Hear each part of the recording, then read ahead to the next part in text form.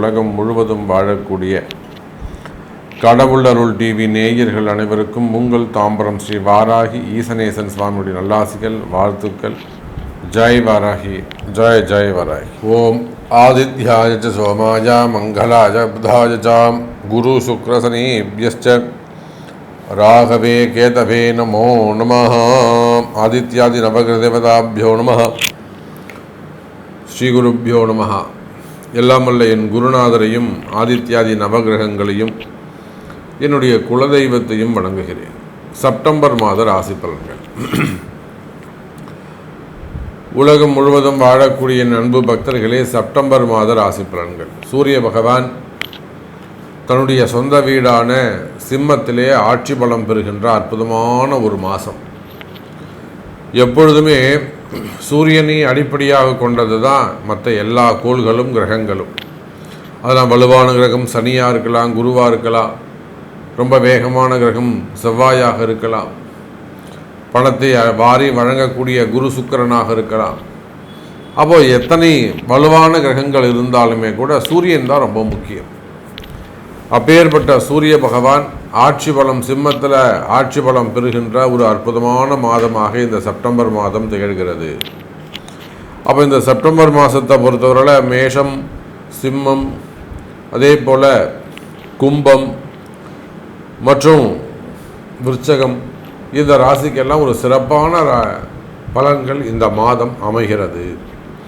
இதுபோக 12 ராசி என்பர்களுக்கும் உலகம் முழுவதும் வாழக்கூடிய, நீங்கள் என்ன ஊரில் எந்த கண்ட்ரியில் இருந்தாலும் சரிதான், அப்போ உலகம் முழுவதும் வாழக்கூடிய அத்தனை ஜீவராசிகளுக்கும் 12 ராசி என்பர்களுக்கும் இந்த ஆவணி மாதம் பொதுவாக சிறப்பானதாக இருக்கும். ஏன்னா சூரியன் சிறப்பான முறையில் இருக்கிறார். காலபுருஷனுக்கு 5ஆம் பாவத்தில் தன்னுடைய சொந்த வீட்டில் ஆட்சி பலம் பெறுகின்றார். ஏன்னா இப்போ சனி வேற வக்ரம் அடைஞ்சிருக்கிறாரு. சூரியனுக்கு சனியுடைய பார்வை கிடைக்கல. சனி சூரியன் சேர்க்கை இருக்குமே, ஆனால் அது அரசாங்கத்துக்கே ஆபத்து ஏற்பட்டிருக்கும். இப்போ கூட பார்த்தீங்கன்னாக்கா வங்காளதேசத்தில் நம்முடைய அருகாமையில் இருக்கக்கூடிய ஒரு நாடு வங்காளதேசம். இந்த பங்களாதேஷில் இப்போ இராணுவ புரட்சி ஏற்பட்டிருக்கு. இந்த பக்கம் பாகிஸ்தான்லேயும் பிரச்சனையாக இருந்துக்கிட்டு இருக்கு. அதே போல் ஈராக் அங்கேயும் கொஞ்சம் ப்ராப்ளமாக இருந்துக்கிட்டு இருக்கு. அப்போ இந்த கிழக்கிந்திய அந்த நாடுகளுக்கெல்லாம் பிரச்சனைக்கு காரணம் இந்த சனி பகவானுடைய வக்ரம். அதே போல் இந்த செப்டம்பர் மாதம் சூரிய பகவான் சிம்மத்தில் இருக்கும்போது, ஒருவேளை சனி பகவான் நார்மலான பொசிஷனில் கும்பத்தில் இருப்பாரே, ஆனால் அது 12 ராசிக்கும் அந்த அரசாங்கத்துக்கே கூட அது பிரச்சனையாக இருந்திருக்கும். நல்ல வேளை அந்த சனி பகவான் வக்ரம் அடைஞ்ச காரணத்தினால் 12 ராசி அன்பர்களுக்கும் நல்ல சுபத்துவமான பலன்கள் அரசாங்கத்துக்கும் அரசியல் தலைவர்களுக்கும் நாட்டுக்கும் நாட்டு மக்களுக்கும் விவசாயத்திற்கும், மாடுகன்று வச்சுருக்கக்கூடியவங்க, தோட்டந்துறவு வச்சுருக்கக்கூடியவங்க, நீர்ப்பாசனத்தை நம்பி இருக்கக்கூடியவங்க, மெயினாக விவசாயம் செய்யக்கூடிய என் அன்பு சகோதர சகோதரிகள், அப்போ இவங்க பொதுவாகவே இந்த நாட்டிற்கு இந்த செப்டம்பர் மாதம் ஒரு சிறப்பான நல்ல புண்ணியமான பலன்களை தரப்போகுது. ஒரு புண்ணியமான மாதம்னு சொன்னால் கூட அது ஏற்றுக்கொள்ளக்கூடியதாக இருக்கும். காரணம் என்னன்னு கேட்டிங்கனாக்கா, சூரியனோடு இணைந்து புதன் பகவான் 2-11 கூடியவன் சூரியனுக்கு, 2-11 கூடிய புதனும் இங்கே சிம்ம ராசியில் அமைந்திருக்கிறார். குரு 4-10 அமைந்திருக்கிறார். அதே போல் ராகுவும் கேதுவும் கூட இங்கே கீழே இறங்கி உத்திரட்டாதி நட்சத்திரம் இறங்கி கீழே வந்துக்கிட்டு இருக்காங்க.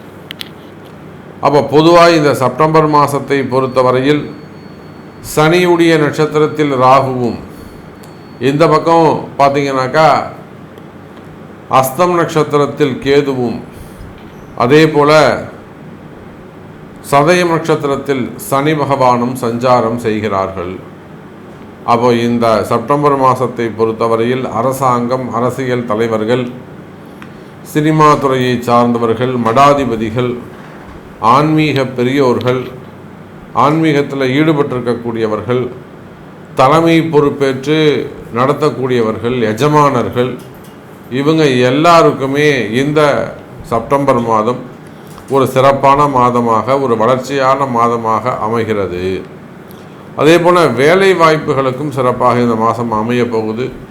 நல்ல பொசிஷன், நல்ல ஒரு ரேங்க்கு அல்லது ஒரு டெவலப்மெண்ட் எதிர்பார்க்குறீங்க, ஒரு இம்ப்ரூவ்மெண்ட் எதிர்பார்க்குறீங்கன்னா அந்த வளர்ச்சி உங்களுக்கு கொடுக்க காத்திருக்கிறார் சூரியனும் குருவும். ஸோ செப்டம்பர் மாதம் உங்கள் ராசிக்கு எப்படி இருக்குது, உங்களுக்கு என்ன சொல்லுது? பொதுவாக செப்டம்பர் மாதம் சிறப்பாக இருக்குது. உங்கள் தலையெழுத்து, உங்களுடைய பிறப்பு ஜாதகம் அதுக்கு ஒத்து போதா? இந்த வளர்ச்சியை அது ஏற்றுக்குமா? உங்களுக்கு நல்லது நடக்குமா? அப்படிங்கிறத உங்கள் பிறப்பு ஜாதகம் தான் பேசும். வாருங்கள் உங்கள் ராசிக்கு என்ன சொல்லுதுன்னு பார்க்கலாம். அன்பார்ந்த கும்பராசி அன்பர்களே, இந்த மாதம் செப்டம்பர் மாதம் அதி அற்புதமான மாதமாக, ஒரு வளர்ச்சியான மாதமாக உங்களுக்கு அமைகிறது. செப்டம்பர் மாதத்தை பொறுத்தவரையில் எனதருமை கும்பராசி நேயர்களே, ஒரு வளர்ச்சிக்கான மாதமாக அமைகிறது. வருமானங்கள் கை நிறைய காசு, எப்படிங்க கை நிறைய காசு பார்க்கக்கூடிய மாதமாக அமைகிறது. நிறைய கும்பராசி அன்பர்கள் எக்கச்சக்கமான கமிட்மெண்ட், எனக்கு இவ்வளோ வேணும், எனக்கு 4 லட்ச ரூபா வேணும், எனக்கு 5 லட்ச ரூபா வேணும், அர்ஜென்ட்டாக எனக்கு அன்றைக்கி தான் ஒருத்தர் வரார், எனக்கு அர்ஜென்ட்டாக ஒரு 25 கோடி ரூபாய் வேணும் சார். நான் அவர்கிட்ட சொன்னேன், சார் எனக்கு ஒரு 2 கோடி ரூபாய் இருந்தால் போகிறோம், ஒரு வீடை கட்டுவேன். புரியுதுங்களா? 25 கோடி 500 கோடி ரூபாய்க்கு அவருக்கு சொத்து இருக்கான். ஒரு பெரிய செல்வந்தர். நம்ம யாருன்னா சொல்ல வேணாம், என்ன தொழில்னு சொல்ல வேணாம், பொதுவாக சொல்லுவோம், ஒரு செல்வந்தர். அப்போ அர்ஜென்ட்டாக அவங்களுக்கு அவ்வளோ பணம் தேவைப்படுது. அப்போ அதிகமான கமிட்மெண்ட்டில் இருக்கக்கூடிய கும்பராசி அன்பர்களே, கை நிறைய பணம் வரக்கூடிய மாதமாக இந்த மாதம் அமைகிறது. கை நிறைய காசு, மனம் நிறைய மகிழ்ச்சி, நிறைவான மாதமாக, நிம்மதியை தரக்கூடிய மாதமாக இந்த மாதம் அமைகிறது கும்பராசி நேயர்களே. அப்படி என்ன சாமி சிறப்பு? ஐயா, உங்களை விட்டு அந்த ஜென்ம சனி விலகி இருக்கே, அது ஒன்று போராதா? அது ஒன்று போராதா? தேர் தொடமேல ஏறி கொட்டாமல் கீழே போயிடுச்சு. எவ்வளோ பெரிய விஷயம் அது. அது கொட்டியிருந்ததுன்னா 3 நாளைக்கு நீங்கள் ஏந்திருக்க மாட்டீங்க. அப்போது ஜென்ம சனி சற்று நேரம், ஒரு சில நாட்கள் உங்களை விட்டு விலகி இருக்கு. தலைவர் உங்களை ஃப்ரீயாக விட்டு வச்சிருக்காருன்னு அர்த்தம். மிதின்னு மிதிச்சுட்டு கொஞ்ச நேரம் ரெஸ்ட்டு கொடுத்துருக்காருன்னு அர்த்தம். அப்போ கும்பராசி அன்பர்களே, உங்களுடைய கஷ்ட நஷ்டங்கள் எனக்கு தெரியும். ஏன்னா நிறைய கும்பராசி அன்பரோடு நாம் பழகிறோம், பேசுகிறோம், சந்திக்கிறோம். அவங்களுடைய கஷ்டங்களை நம்ம கேட்டு அவங்களுக்கான வழிகாட்டுறோம். அப்படி பார்க்கின்ற பொழுது கும்பராசி அன்பர்களே, இந்த ஆவணி மாதம் உங்களுடைய துன்பம் நீங்கக்கூடிய மாதமாக, உங்களுடைய துன்பங்களுக்கான நிவர்த்திக்கான மாதமாக இந்த மாதம் அமைகிறது. அற்புதமான முறையில் 7ஆம் அதிபதி, 7 சிறப்பான முறையில் ஜம்முன்னு உட்கார்ந்துருக்கார். 5ஆம் அதிபதியோடு இணைந்திருக்கிறார். 5க்கும் 8க்கும் உடையவனோடு இணைந்திருக்கிறார். திடீர் அதிர்ஷ்டங்கள் வருவதற்கு வாய்ப்புகள் உண்டு. நீங்கள் என்றைக்கோ கஷ்டப்பட்டு ஒரு வேலை செஞ்சுருப்பீங்க. அன்றைக்கி அந்த ஓனர் உங்கள்கிட்ட சண்டை போட்டு உங்களால் காசு கொடுக்க முடியாப்படா அப்படின்ட்டு இருப்பாங்க. சார், நான் கஷ்டப்பட்ட சம்பளம், வேர்வை சிந்துறது, ஓட்டி காசு, அந்த காசு, இந்த காசு, எக்ஸ்ட்ரா காசு, 10 பைசா கொடுக்க முடியாது, ஓடி போயிட்டு வாங்குவேன். அந்த காசை இப்போ கூப்பிட்டு உங்களுக்கு மனசு வச்சு கொடுத்துருவான். இந்தா நீங்கள் தரணும் இல்லை, இந்தா ஒரு 10 ரூபா வச்சுக்கப்போ. வராத பணங்காசுகள் வந்து சேரும். அதுதான் கை நிறைய காசு. 8 திடீர் அதிர்ஷ்டம். உடனே மலேசியாவில் இருக்கக்கூடியவங்க, சிங்கப்பூரில் இருக்கக்கூடியவங்க, எனக்கு நம்பர் சொல்லுங்கள் சாமின்னு ஃபோன் போடக்கூடாது. திடீர் அதிர்ஷ்டம்னு சொன்னோடனே எனக்கு நம்பர் சொல்லுங்கள் சாமி, அதிர்ஷ்டம் சொல்லுங்கள், அது எல்லாம் திடீர் அதிர்ஷ்டம். நம்ம எத்தனையோ நம்ம இந்த கேரளாவில் இருக்கவங்கள பார்க்குறோம், தானாக ஃபோன் பண்ணுறாங்க. சாமி, எனக்கு இத்தனை லட்ச ரூபா விழுந்திருக்கு, எனக்கு 1.5 லட்ச ரூபா விழுந்திருக்கு, ஒருத்தருக்குலாம் இன்றைக்கி 16 லட்ச ரூபா விழுந்திருக்கு. அதுதான் அதிர்ஷ்டங்கிறது தானாகவே விழுந்துடும். நீங்கள் ஒன்றும் தேடி போக வேணாம். இப்போ நிறைய பேர் அந்த புதையல் மாட்டினா அதில் போய் சிக்கலில் மாட்டிக்கிறாங்க. உங்களுக்கு கிடைக்கணும்னு ஆண்டவன் தீர்மானம் செய்திருந்தால் உங்கள் கைக்கு அது வந்து சேரும். நீங்கள் அதை போய் குத்தி நோண்டி எடுத்து ஒன்றும் செலவு பண்ண வேணாம். அதெல்லாம் ஏமாத்து வேலை. எத்தனையோ அன்பர்களுக்கு நான் சொல்வது உண்டு, நியாயமான முறையில் நடந்துக்கணும். 5 லட்ச ரூபா 6 லட்ச ரூபா ஏமாந்துட்டு என்கிட்ட வருவாங்க. 2000 ரூபா ஜாதகத்தை சொன்ன சாமி அப்படின்வாங்க. அப்போ உனக்கு அவன் தாமா கரெக்டு, நீ எங்கேயே போய் பாருங்க அப்படின்ட்டு. அப்போ இதை போல் பல இடங்களில் ஏமாற்றம் அடைந்த கும்பராசி நேயர்களே, ஏன்னா நீங்கள் எத்தனை இடத்துல ஏமாந்துருக்கிறீங்க. ரொம்ப அதிபுத்திசாலியாக இருப்பாங்க, ரொம்ப திறமசாலியாக இருப்பாங்க, பேசும்போது அப்படியே வேகமாக பேசுவாங்க. அப்புறம் இது என்ன சொல்லுவீங்க, கரெக்டாக சொல்வீங்களா, கொடுக்க தருவீங்களா, எவ்வளோ நேரம் பேசுவீங்க, அப்போவே அவன் ஏமாற போகிறான்னு அர்த்தம். அவன்கிட்ட பணிவு இல்லை, அவன் ரொம்ப ஜாக்கிரதையாக இருக்கிறதா நினைப்பான் அவனுக்கு. அப்போது இதை போல் ஒரு உதாரணத்துக்காக சொல்கிறேன், இதை போல் பல இடங்களில் ஏமாந்திருக்கின்ற கும்பராசி நேயர்களே, அது வேலை செய்கிறவங்களாக இருக்கலாம், தொழில் செய்கிறவங்களாக இருக்கலாம், பிஸ்னஸ் பண்ணக்கூடியவங்களாக இருக்கலாம், உள்நாடாக இருக்கலாம், வெளிநாடாக இருக்கலாம், அரசு அதிகாரிகளாக இருக்கலாம், காவல்துறை அதிகாரிகளாக இருக்கலாம், ஏன் வந்து IAS IPSஆக இருக்கலாம், உயர் பதவிகளில் இருக்கக்கூடிய director, chairman, secretary, chief secretary, ஒரு அமைச்சர் பெருமக்களாக இருக்கலாம், யாராக இருந்தாலும் கிரகம்தான் ஜெயிக்கும், நீங்களோ நானோ ஜெயிக்க முடியாது. பிளானட்ஸ் வில் பி வின், அதுதான் வின் பண்ணும், கிரகம்தான் ஜெயிக்கும். இதை எடுத்து சொல்றதுக்கு தான் ஒரு குரு உங்களுக்கு வழிகாட்டுவதற்கு ஒரு நல்ல உண்மையான குரு தேவை. அப்போ கும்பராசி என்பர்களே, உங்களுடைய கஷ்டங்கள் விலகக்கூடிய மாதமாக இந்த மாதம் அமைகிறது. சற்று புரிஞ்சுக்கணும், கால சூழ்நிலையும் கிரகமும் என்ன சொல்லுகிறதோ அதை கவனித்து செயல்படுவீர்களே, பின்பற்றுவீர்களே ஆனால் வெற்றி உங்களுடையது. இவ்வளோதாங்க வாழ்க்கை, இதுக்கு ஏன் கஷ்டப்படுறீங்க? அப்படி பார்க்கின்ற பொழுது கும்பராசி அன்பர்களே, இந்த மாதம் வருமானம் வரக்கூடிய மாதமாக அமைகிறது. 5-8 சம்பந்தப்படுது, 5-8-7 சம்பந்தப்படுது.